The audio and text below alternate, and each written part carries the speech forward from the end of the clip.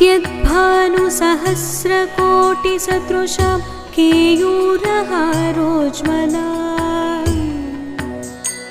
बिम्बोष्टीं स्मितदन्तपङ्क्तिरुचिरां पीताम्बरालङ्कृताम्